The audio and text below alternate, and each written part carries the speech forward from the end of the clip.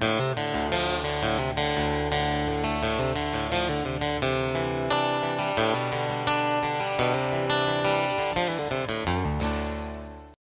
man, who the hell do you think you are?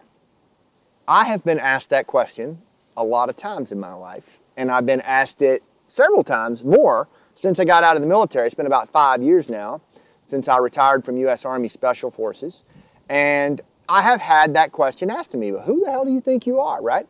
But it has not been asked as much as you would think. But it is a question for all of us that we dread so badly that we will postpone or even put off, or worse, cancel the deep work of our lives because we don't want to get asked that question. Who the hell do you think you are, right? We all fear it. We all fear rejection from our peers, from our family members, from the people closest to us.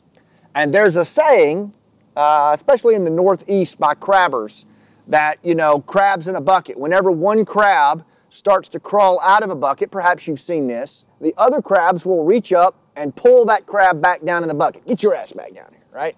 That's what happens. Just as he's like right on the edge of making it out. Why is that? Well, I mean, the same happens in human dynamics. The same happens in our world. You know, we have those moments where we're about to break out, where we're about to do it, and we get pulled back down. But here's the reality. I think that, smoke's killing me, man. I think that most of the time when that happens, bless you, baby, we pull ourselves back down. I don't think it's the crabs that pull us back down. I think we give ourselves a reason to do that. I almost did it with this book, Game Changers. I wrote this book a few years ago. It's now in its second edition. It's a bestseller on Amazon, #1 international bestseller, in fact. It's carried in Special Ops Command. It's on the reading list at Fort Bragg, North Carolina. Thousands and thousands of operators and law enforcement have used it. Some law enforcement agencies in the Northeast actually use it in their towns, right? And I almost didn't write this book. I almost didn't hit send to the publisher because I was so concerned about what the crabs in the bucket would say about the book, right? Especially some of the guys who I served with in the military, who maybe our opinions differed, or maybe they felt like I was, you know, getting beyond my means, or whatever. I was worried about that to the point that I almost didn't send it. And I think really, had it not been for my dad intervening at a very kind of vulnerable moment in the development of this book, I probably wouldn't have done it. And I think that would have been a shame, because it would have really been a disservice to the people who have lived this story and whose story gets told in this book. And more importantly, to my son and other people who will serve in the military and could benefit from the lessons that we learned the hard way. So why was I so worried about that? Well, the same reason that you probably are. This crabs in a bucket thing can have a very profound impact on us as humans, as social creatures. And this month, when we're talking about no one wins alone, and about building our team, you've got to know that there are some elements to building the team and moving forward that might stop you, that might trip you up. And this whole crabs in a bucket mindset, I want to get it out there and I want to dispense with it. Let me tell you why I had some of the fears with this book, and then we'll swing it your way and we'll talk about what you can do about it. But so, for example, in the book, in chapter 5, I talk about, on page 49, who it takes to do the kind of work that we do in special forces and advising in tribal villages like Afghanistan. And I say this: beware of that guy. Here is who we don't need for this type of work. Those who wear patches like Major League Infidel and utter phrases like booger eaters. People who don't have the strategic maturity and environmental patience to work at local levels should not be put into these situations. This is a growing problem. We still need folks to do badass fighting, but they have to have the maturity to switch on and off as their operational environment changes. Even some personnel, listen to this, within special forces and special operations forces lack the skills for this type of advisory work, or selfishly choose not to do it in favor of stroking their own ego through lethal targeting. Now, if you've served in the military or in special ops, you know for a fact that people like this exist. And there are several of them, right? And that kind of notion is like, who am I to even call this out? But I wasn't calling it out to call them out. I was calling it out to state that within the context of the type of work we have to do to change the game, that type of person should not be exposed to indigenous communities because it'll set us backward, right? That's a statement I feel strongly about, and it's way bigger than me. But to say that, I risk, right, putting myself as that crab trying to crawl out of the bucket.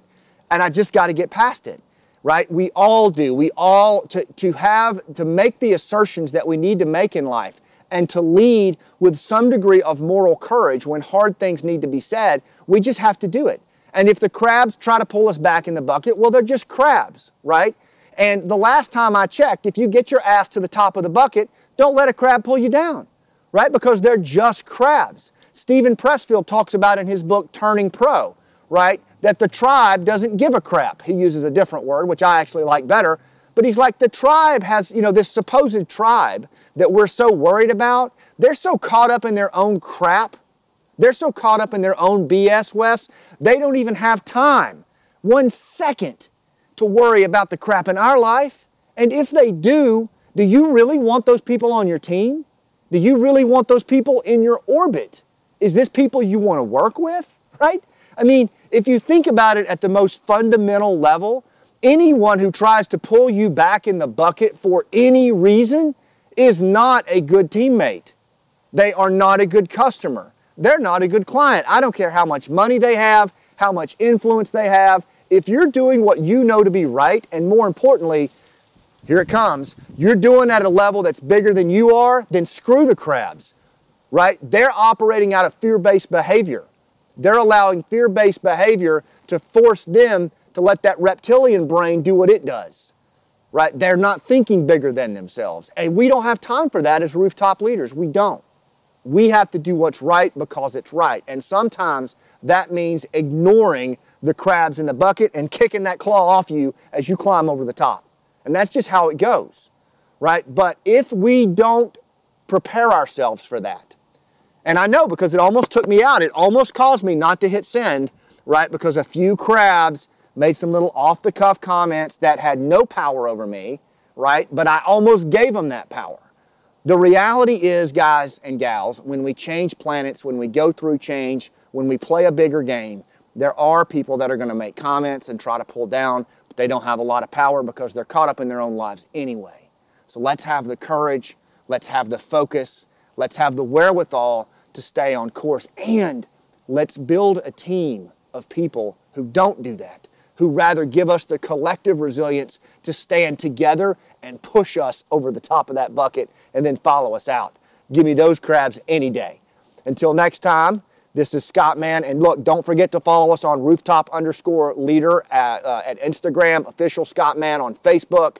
We're also on YouTube, rooftopleadership.com, tons of these video blogs there. Share this with your folks, share this with your tribe, and for my veterans that are coming out, hey, build your team and don't let those crabs in a bucket pull you down. You got big work to do. You're not even close to being done yet. You're just getting warmed up. And if you let those crabs pull you down, you cheat us out of your best stuff. And my kids deserve better than that, all right? So until next time, I'll see you on the rooftop.